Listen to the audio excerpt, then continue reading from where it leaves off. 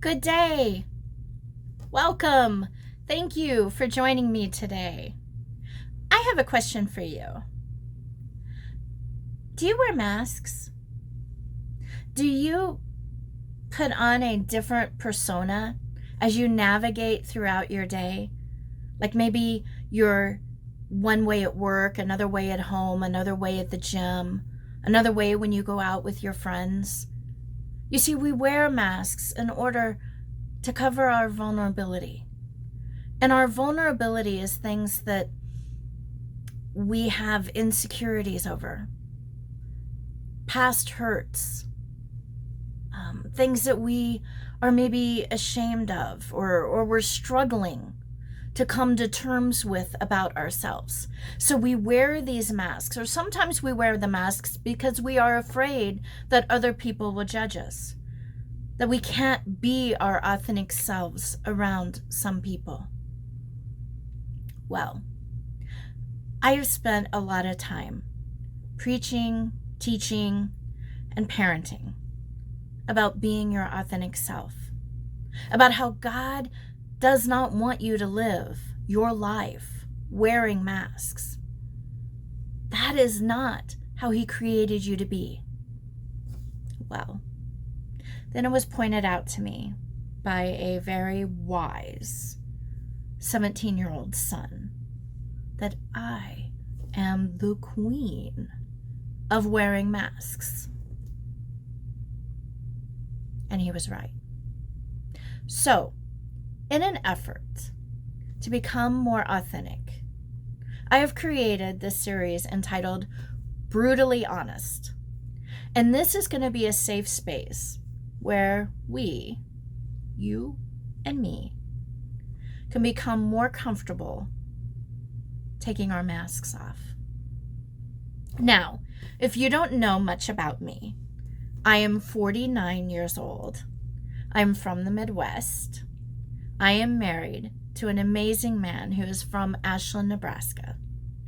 I graduated from Stevens College for Women with my BFA in public speaking and theatrical arts. And then I went on much later in life to Liberty Baptist Theological Seminary and obtained my Master's of Divinity. And then I went on and recently graduated from Sioux Falls Seminary with my doctorate in the theology of suffering and disability. Now, set all that aside. Adam and I have adopted 5 children. Yes, you heard that correctly. 5 children. Skylar, Jacqueline, Gabriel, Noah, and Isaiah. They are amazing. They have been amazing. These are the children that enabled me to be a mother. However, throughout the course of our lives, disabilities have developed. So I am also the mother of special needs children. And the reason I am pointing this out is because this is a huge mask that I wear. As I go in and out of my day, no matter where I am, typically this mask is very strongly in place. And people ask me, "How are you doing, Lisa?" And my answer is, "Great! Doing wonderful! Couldn't be better. How are you doing today?" That is a mask. It is a huge mask because inside is chaos. Inside is 1,000 emotions circling and bubbling inside of me. So many different realities. 1,000 questions like, how am I going to have the energy to make it through today? Is today going to be the day that we need to call the ambulance again? Is Isaiah going to have a severe asthma attack and go into ICU for another 2 weeks on a continuous drip? of albuterol? Is today the day that Gabe's temperature is going to bottom out or go extremely high because of his hyperthalamic dysregulation syndrome? Are they going to have seizures? Is Isaiah going to get out of the house, run into the street, and get hit by a car because he doesn't understand safety concerns? I'm exhausted. How am I going to have the energy to meet with people and talk with people when all I want to do is lay down and go to sleep? There are 1,000 things I have to do. I have to go to the pharmacy and get the meds. I have to get the special foods that only Isaiah will eat. If not, he will starve himself and go hungry. And then I have to struggle with getting back in time to get everyone off the bus, and then the wheelchairs and the wheelchair breaks. It goes on and on and on. And all of that is playing in the background of my thoughts when you ask me, how are you doing, Lisa? And my response is, I'm doing great. How are you? Now, there are a select few people that I feel comfortable with dropping the mask and going, oh, don't ask today. Today is a rough day. But not many. So, let me tell you what my morning is like in a school day, a typical school day. Now, I'm lucky that my 17-year-old, self-sufficient, can get off to school, does great. However, Gabe and Isaiah, they are a handful. They are a handful medically, and they are a handful behaviorally. So I get up in the morning. The alarm goes off. I don't want to get out of bed. Now, you would think I want to get out of bed because the sooner I can get them on the bus, the sooner I get a break, right? No, but it's because the next few hours are so extremely difficult that I don't want to get out of bed. So I hit the snooze button. I hit the snooze button probably 3 to 5 times, depending on how emotionally depleted I was from the night before. So finally, throw the covers off, get up to make the day. I go and I grab the clothes that they're going to wear, and then I have to grab their backup clothes in case they have any accidents. I have to get their backpacks all thrown together and all put together, and then I have to get their meds. I have to get their meds all lined up, and I have to get their sippy cups, and I have to get the syringes, because some meds you can put in their cup and have them drink. Other meds you have to put in a syringe and syringe it in them. So I get all their medicine set up, I get all their backpacks ready, and I get all their sippy cups done. Now I got to get them.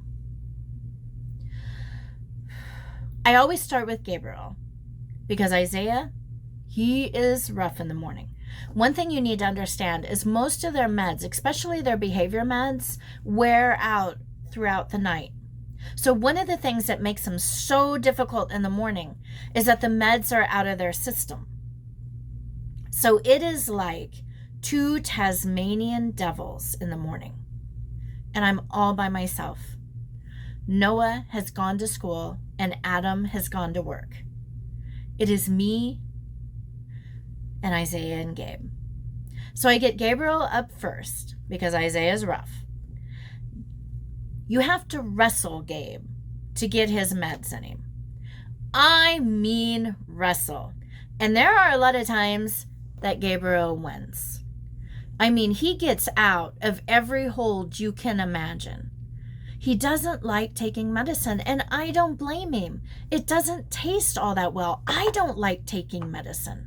But by the time I spend 15, 20 minutes wrestling around on the couch and the floor, getting him in a position where I can syringe that medicine in, it looks like I have just finished a WWE match.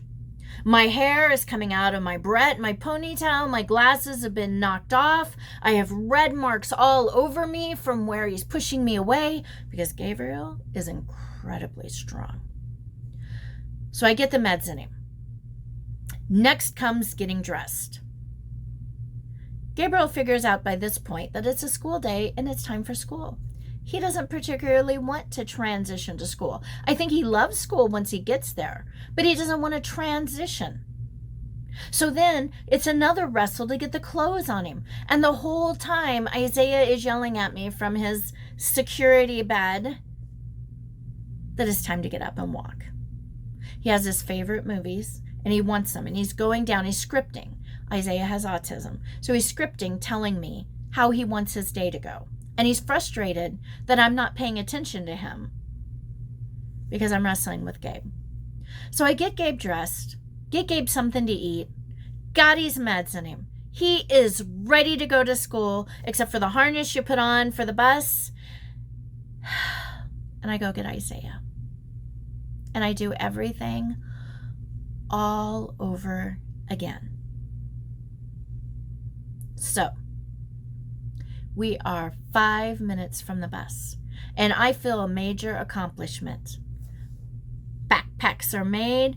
Both kids are dressed. They've had meds in them. Their sippy cups, if they have meds in them, are in their backpacks to go with them to school. Extra clothes is done. I got the harness. I got them on. I'm getting it on Isaiah. I'm zipping it up the back. The bus just pulls up. All I got to do is get the harness on Gabe, and I turn around and look at Gabe, and he is completely naked.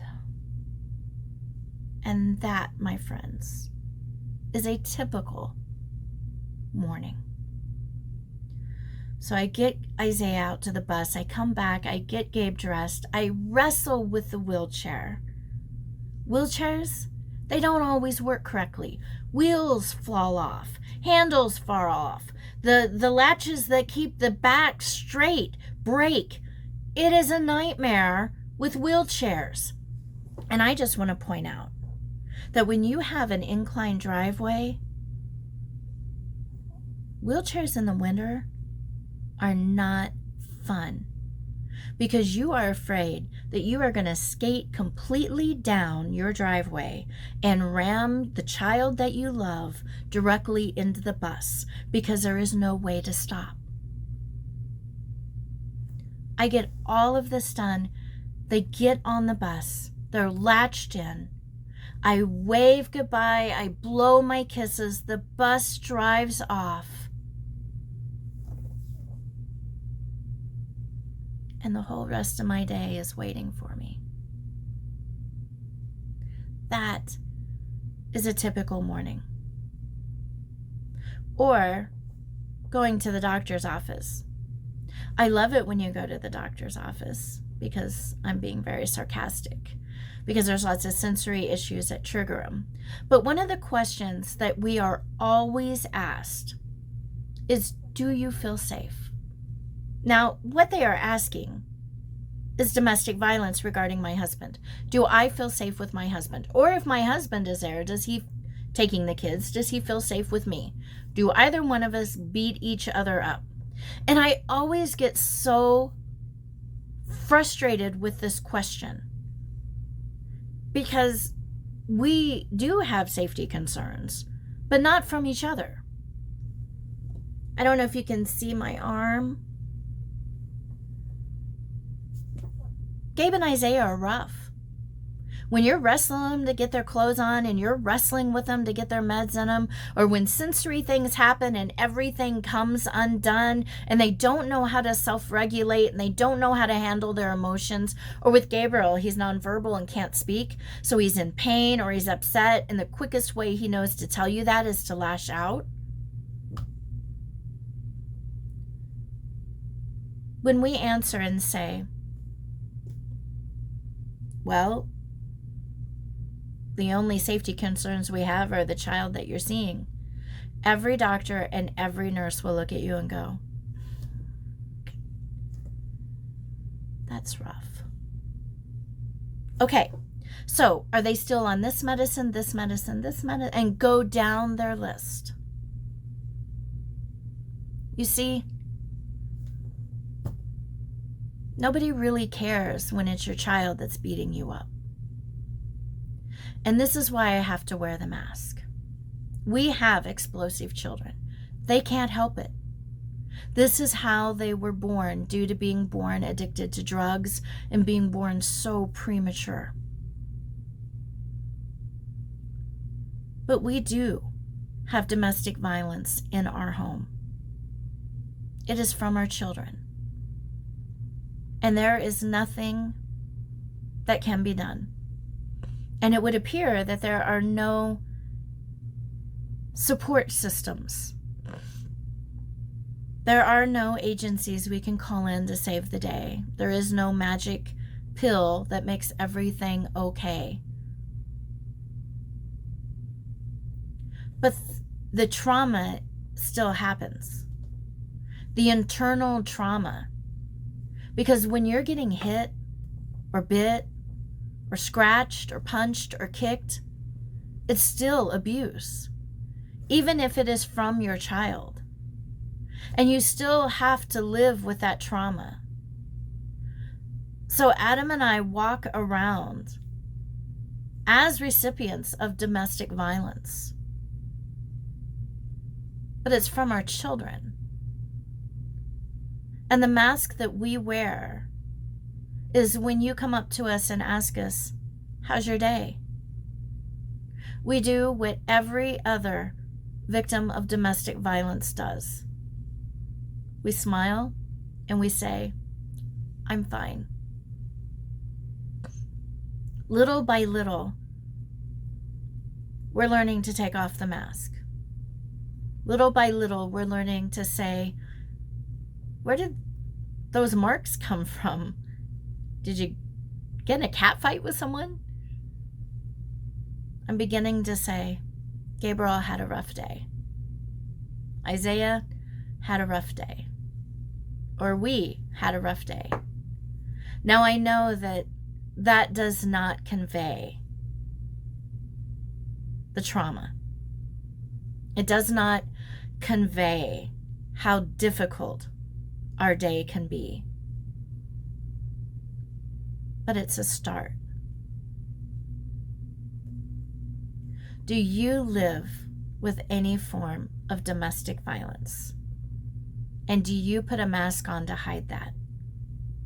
Domestic violence can be in any form. It can be psychological. It can be emotional. It can be verbal. It can be physical. Do you wear a mask and go through your day to cover it? Because you're just too tired to be brutally honest? Or you're afraid? Or you're scared? I want you to know that I am a safe place, that you can take that mask off. I live with domestic violence, not from my husband, but from my children. And I love them dearly, and pretty much, probably at least 50% of all special needs parents live life like this. Not all of them, but there are a lot more children out there who cannot self-regulate and struggle to self-regulate than you can imagine. It isn't that they haven't been told a consistent no. It isn't that we don't try to set structure and boundaries. It is a neurological condition, and it just is. I cannot get out of this situation until my children are old enough to become adults and live in group homes. Otherwise, my and Adam's home life will not change, because they are our children and we love them dearly, regardless of their disabilities. I want you to understand that I know what it's like to wear that mask. And it has taken a lot of vulnerability for me to be brutally honest with you. If you need a safe space, if you need to talk to somebody because you wear this mask also, please reach out to someone. And if you don't have anyone in your life that you can be brutally honest about regarding domestic violence, then please reach out to me. You can contact me at Pastor Lisa at faithomaha.org or my cell phone number, 785-850-1382. Call, text, or email. Don't continue to wear this mask.